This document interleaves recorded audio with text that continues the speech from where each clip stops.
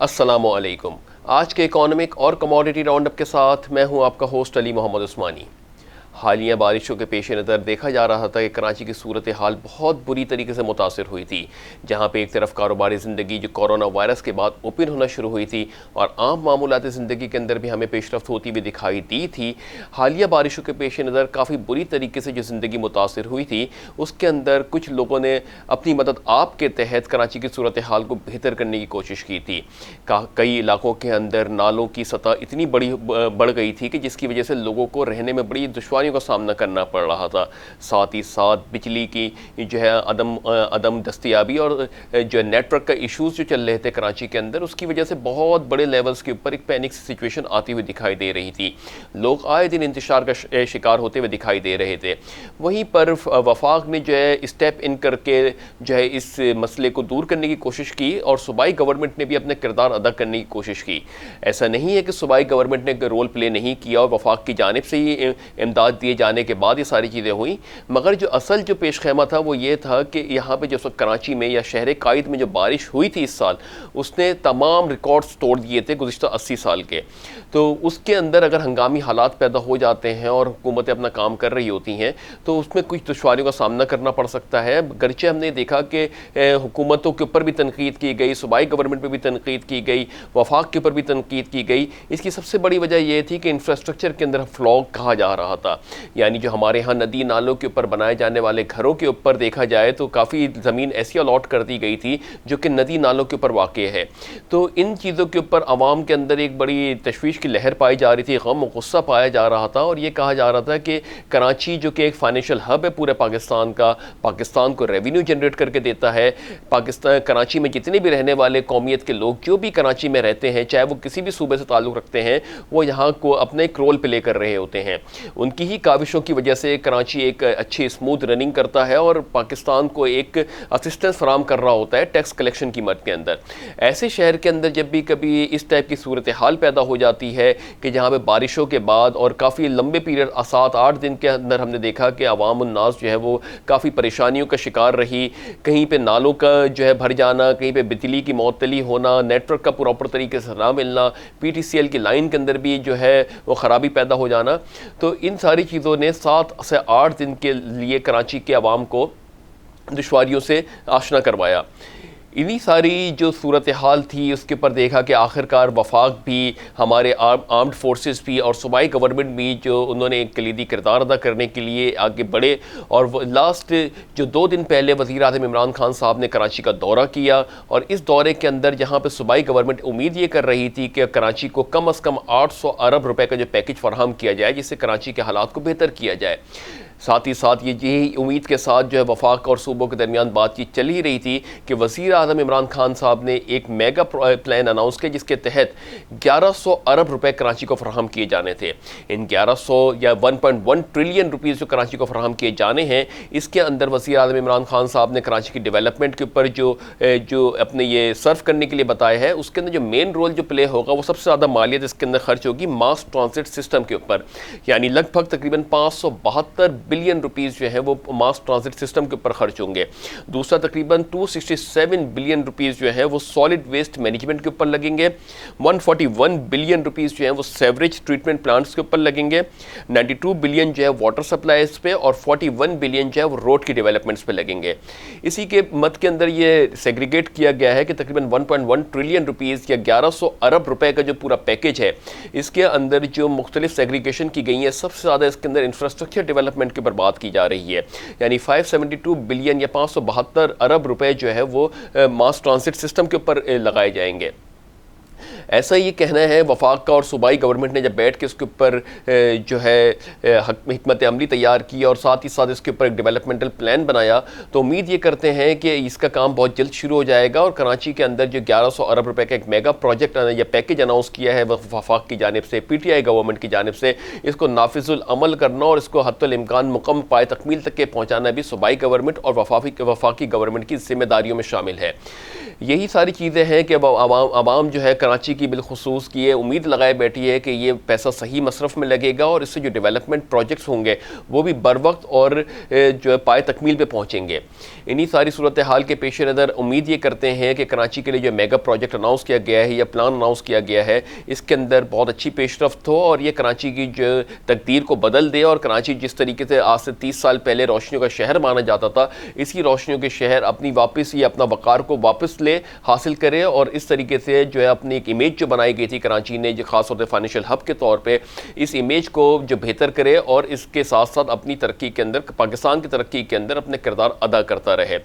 تو یہ کچھ ایک امپورٹنٹ نیوز تھی کہ وزیر اعظم عمران خان صاحب نے کراچی کا دورہ کیا اور ایک میگا پروجیکٹ اور ایک پیکج کا اعلان کیا۔ اس اعلان کے تحت دیکھنا یہ ہے کہ اس کے اوپر کتنا عمل ہوتا ہے۔ امید تو یہ کر رہے ہیں کہ وفاق اور صوبائی گورنمنٹ بالخصوص جو ہے ہمارے این ڈی ایم اے بھی اس میں لگے ہوئے ہیں، آرمڈ فورسز بھی اپنا کردار ادا کر رہے ہیں، تو یہ جو مل کے سب لوگ کر رہے ہیں تو اس کے اندر کراچی کے اندر ایک بہتری کی امید لگا سکتے ہیں، اور جو بھی اس کے اوپر جو ڈیولپمنٹل پروجیکٹ ہے اس کو بھی بر وقت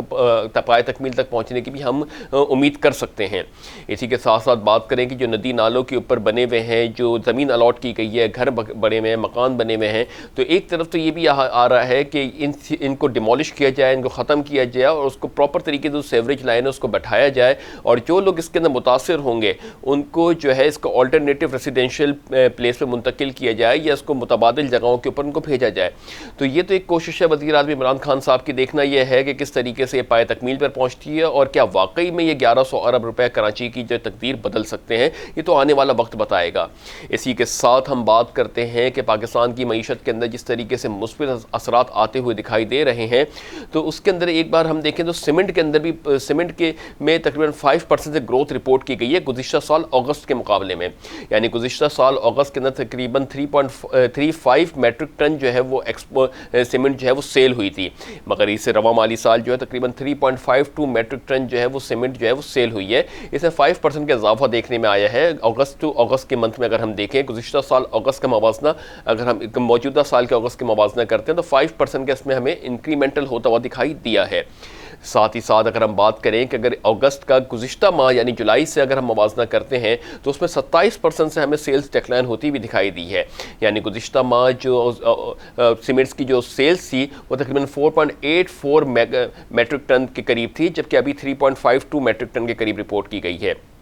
اس میں 27% کا ڈیکلائن دیکھنے میں آیا ہے۔ تو منتھ بیسس کے اوپر دیکھا جائے تو سیمنٹ کی جو ہے سیلز میں ہمیں گراوٹ دیکھنے میں آئی ہے، مگر ایئر آن ایئر بیسس کے اوپر جبکہ اگست کا موازنہ کرتے ہیں تو وہاں پہ 5% ہمیں انکریمنٹ دیکھنے میں آیا ہے۔ گرچہ یہ اتنا بڑا کوئی امپیکٹ ہے نہیں کہ ہم اس کو بڑے نیوزز کے اندر بات کریں گے 5% امپیکٹ آیا ہے، مگر ایک جانب جہاں پہ وزیر اعظم عمران خان صاحب نے کنسٹرکشن کی پالیسی اناؤنس کی ہے، وہیں پہ اسٹیل اور ریلیٹڈ پروڈکٹس جو ہیں وہ اس میں کہا جا رہا ہے کہ کنسٹرکشن کی جو انڈسٹری کو اناؤنس کیا جا رہا ہے یا پیکج کو اناؤنس کیا جا رہا ہے اس سے منسلک لگ بھگ 40 سے 45 انڈسٹریز جو ہیں اس کو فائدہ ہوگا۔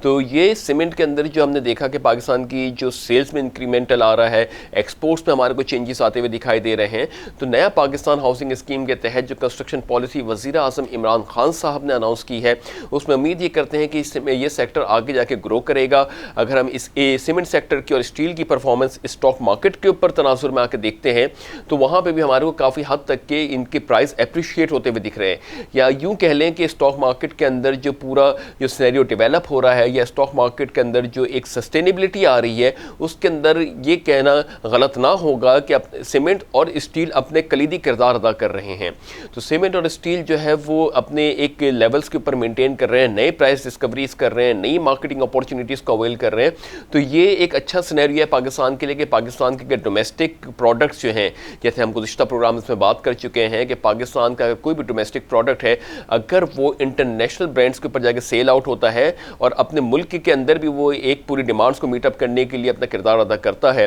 تو ایسے جو برانڈز ہیں پاکستان کے وہ پاکستان کی ایکسپورٹس کے اندر اگر وہ اضافہ کرتے ہیں تو پاکستان کے ڈیولپمنٹ کے لیے بالخصوص زر مبادلہ کے ذخائر کو مستحکم کرنے کے لیے ایسے سیکٹر یا ایسی انڈسٹری اپنا بہت کلیدی کردار ادا کر سکتی ہیں۔ تو ان کے اوپر ہم نے دیکھ رہے ہیں کہ سیمنٹ سیکٹر اور جو اسٹیل کا سیکٹر ہے اس کے اندر بھی ہمیں کافی گروتھ ہوتی ہوئی دکھائی دے رہی ہے. ایکسپیکٹ یہ کرتے ہیں کہ اسی طریقے سے ملک کے اندر ڈیولپمنٹل پروجیکٹس چلتے رہیں, اور نہ صرف کراچی بلکہ پاکستان کے تمام جو میگا سٹیز ہیں, چھوٹے سٹیز ہیں, جتنے بھی جو شہر ہیں, علاقے ہیں, ضلع ہیں, تمام کے اندر اسی طریقے سے کام ہوں, اور تمام شہر یا پورے ملک کے اندر کوئی بھی جس لیول کے اوپر بھی شہر ہے ان کے اوپر ایسی ڈیولپمنٹل پروجیکٹس ہوتے ہوئے دکھائی دے تاکہ کوئی بھی جو پاکستان کا شہری ہے وہ عوامی سہولیات سے ڈیپرائیو نہ رہے یا احساس محرومی نہ رہے اس کو. تو انہی ساری چیزوں کے ساتھ ساتھ ہم آگے بڑھتے ہیں انٹرنیشنل نیوزز کے اوپر. انٹرنیشنل نیوز کے اوپر اگر بات کریں تو کروڈ اس وقت 61 سینٹس نیچے آنے کے بعد $39.16 پر بیرل پہ ٹریڈ ہو رہا ہے. برینٹ تقریباً 64 سینٹس نیچے آنے کے بعد $42.02 پر بیرل پہ ٹریڈ ہو رہا ہے. گولڈ تقریباً 50 سینٹس نیچے آنے کے بعد $1933 پر آؤنس پہ ٹریڈ ہو رہا ہے. سلور تقریباً $0.27 پلس ہونے کے بعد $26.98 پر آؤنس پہ ٹریڈ ہو رہا ہے. تو مجموعی طور پہ جیسے ہم گزشتہ پروگرامز میں کہتے چلے آئے ہیں کہ آئل اس وقت $38 to $42 پر بیرل کے قریب رینج باؤنڈ موومنٹ کر رہا ہے. آلدو اس کے اندر ہم نے کچھ تخمینہ کیا تھا کہ $40 to $45 تک کے بھی آئل چلا گیا تھا. اس کی کلیدی وجہ یہ تھی کہ اوپیک پلس ممبران نے جو ہے وہ اطمینان کا اظہار کیا ہے کہ اگست کے ماہ کے اندر جو اگست کے بعد جو ہے انٹرنیشنل معیشتوں کے اندر آئل کی ڈیمانڈ گریجولی بڑھنا شروع ہو جائے گی, جب تک کہ اوپیک پلس ممبران نے پروڈکشن کٹ کو برقرار رکھا تھا, یعنی 9.7 ملین بیرل پر ڈے کے حساب سے, جو لگ بھگ 10% آف آؤٹ پٹ ہے پر ڈے کے حساب سے پوری دنیا کے آئل پروڈکشن کا.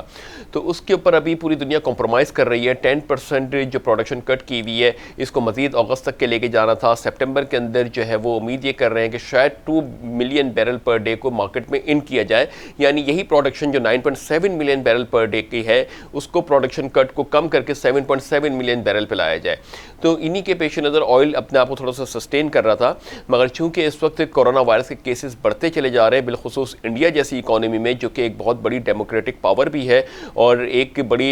بڑا ایک اپنے ایک ویلیو رکھتی ہے پوری دنیا کی اکانومیز کے اندر چائنا کے بعد, تو اس کے اندر بھی نمبر آف کیسز کا بڑھنا ابھی اس بات کا الارمنگ سچویشن ہے کہ اگر یہ کرونا وائرس ابھی بھی کسی جگہ پہ بہت تیزی سے بڑھ رہا ہے تو یہ کہنا غلط نہ ہوگا کہ وہ پوری دنیا کے اندر واپس اپنے اثرات کو مرتب کر سکتا ہے. تو انڈیا کے اندر گزشتہ روز تقریباً 95,000 سے ابو کیسز رپورٹ کیے گئے اور 1,000 سے ابو کے قریب جو ہے امواتیں رپورٹ ہوئی ہیں. تو ابھی بھی کرونا وائرس کا جو پینک ہے وہ ابھی پوری دنیا سے ختم ہوا نہیں ہے, گرچہ کچھ ممالکوں کے اندر ابھی اس کی جو SOPs کو مینٹین کرتے ہوئے کاروباری زندگی کو بحال تو کر دیا گیا ہے, مگر ابھی پھر بھی پینک کی سچویشن برقرار ہے. تو جب تک کہ یہ مکمل طور پہ اس کے نمبرز اور فگرز کم نہیں ہونا شروع ہوں گے, ایک پینک ضرور برقرار رہے گا. اسی کے پیش نظر جو ہے وہ آئل نے تھوڑا سا پریشر لیا ہے, جبکہ چائنا کے اندر آئل کی جو پرائس ہیں وہ تھوڑے سے اپ ہوئے ہیں, مگر سعودی عرب نے اپنے عرب اور لائٹ کے یعنی عرب جو لائٹ آئل ہے اس کے پرائزز کو تھوڑا سا کم کیا ہے مارکیٹ کی ڈیمانڈ کو میٹ اپ کرنے کے لیے. تو یہ کچھ نیوزز ہیں کہ ابھی بھی یہ جو اسٹریٹجی بن رہی ہے وہ ایک بیلنس کرنے کی کوشش ضرور کر رہی ہے, مگر اس کو ہم ابھی مستند پالیسی نہیں کہہ سکتے کہ جس کے تحت عالمی معیشتوں کے اندر ایک بیلنسڈ اپروچ آنا شروع ہو جائے یا اس کے اندر نارمل سطح مینٹین ہونا شروع ہو جائے یا ایکویلیبریم آنا شروع ہو جائے. ابھی فی الحال ایسی صورتحال ہے کہ تمام معیشتیں جو ہے وہ کہیں نہ کہیں اس کو ایک سپورٹ دینے کی کوشش کر رہی ہیں, اپنی معاشی استحکام لانے کے لیے کافی کوششیں کر رہے ہیں, چاہے ان کے سینٹرل بینکس کام کر رہے ہوں, چاہے مالیاتی ادارے کام کر رہے ہوں, چاہے ورلڈ بینک کے ساتھ مل کے کوئی اشتراک کیے جا رہا ہو, مگر پھر بھی ابھی اس وقت معیشتیں پوری طور سے بحال نہیں ہوئی ہیں. ان کے اندر ابھی بھی SOPs مینٹین کیا جانا ہے اور ایکسپیکٹ یہ کر رہے ہیں جس طریقے سے کووڈ 2 دفعہ پہلے آ چکا ہے 2003 اور 4 میں SARS کے نام سے, یعنی سیویئر ایکیوٹ ریسپائریٹری سنڈروم کے نام سے, اور 12-13 کے اندر یہ متحدہ عرب امارات کے قریب آیا تھا جس میں MERS کے یعنی مڈل ایسٹ ریسپائریٹری سنڈروم کے نام سے آیا تھا. دونوں دفعہ جو ہے وہ اتنا خطرناک تو نہیں تھا, مگر کچھ ہلاکتیں رپورٹ ہوئی تھیں 800 سے 1000, اور مگر اس نے جو پیریڈ لیا تھا اپنا وہ تقریباً 1.5 سال کا پیریڈ لیا تھا. اب یہاں پہ چونکہ کووڈ تھرڈ فارم میں آیا ہے, ویسے تو گزشتہ تقریباً 1960-70s کے درمیان ہی یہ دریافت ہو گیا تھا, مگر معیشت کے اندر جو پراپر طریقے سے اس نے افیکٹ کیا ہے وہ 2003 اور 11-12 کے اندر 12 یا 13 کے اندر اس نے افیکٹ کیا تھا مڈل ایسٹ میں. تو اب جب یہ آیا 2019-20 کے اندر تو اس کے اندر کافی جو ہے بہت بڑے لیولز کے اوپر ڈیزاسٹرس ہوئے اکانومیکلی. تو یہ کہنا کہ اگر پریویس ہسٹری دیکھی جائے تو کم سے کم یہ وائرس 1.5 سال کے قریب جو ہے وہ لیتا ہے اپنے ایک سائیکل کمپلیٹ کرنے کے لیے. اگر اس کے اندر کنٹرولنگ کی جائے, ایس او پیز کو مینٹین کیا جائے تو امید یہ کرتے ہیں کہ یہ وائرس کو مکمل طور پہ ہم کنٹرول کرنے میں کامیاب ہو جائیں گے. فی الحال ابھی بھی ہم کو ایس او پیز کے اوپر مینٹین رکھتے ہوئے کام کرنا ہے اور بڑے احتیاط کے ساتھ اپنی کاروباری زندگی اور عام معمولات زندگی کو آگے بڑھانا ہے. تو یہ کچھ انٹرنیشنل نیوزز تھی. جس کے بعد اگر ہم بات کریں کہ اے پی آئی یعنی امریکن پیٹرولیم انسٹیٹیوٹ نے جو اپنے فگرز دیے ہیں اس کے اندر نمبرز بہت اچھے آئے ہیں آئل کی انوینٹری کے. امید یہ کی جاتی ہے, فورکاسٹ یہ کیا جاتا ہے کہ تقریباً 1.95 ملین بیرل جو ہے اس کا شارٹ فال ہوگا انوینٹری کا. مگر یہاں پہ جب اے پی آئی کی رپورٹس آتی ہیں تو اس میں کہا جاتا ہے 6.3 ملین بیرل کا جو ہے وہ نیگیٹو انوینٹری یا شارٹ فال آیا ہے, یعنی انوینٹری کم ہو گئی ہے اور ڈیمانڈ بڑھ گئی ہے تیزی سے. اتنے بڑے لیول کے اوپر ایک آیا کہ ہم ایکسپیکٹ یہ کر رہے تھے کہ تقریباً 1.9 یا 2 ملین بیرل کی جو ہم ایکسپیکٹ کر رہے تھے کہ شاید نیگیٹو انوینٹری ہو, مگر وہ 6.3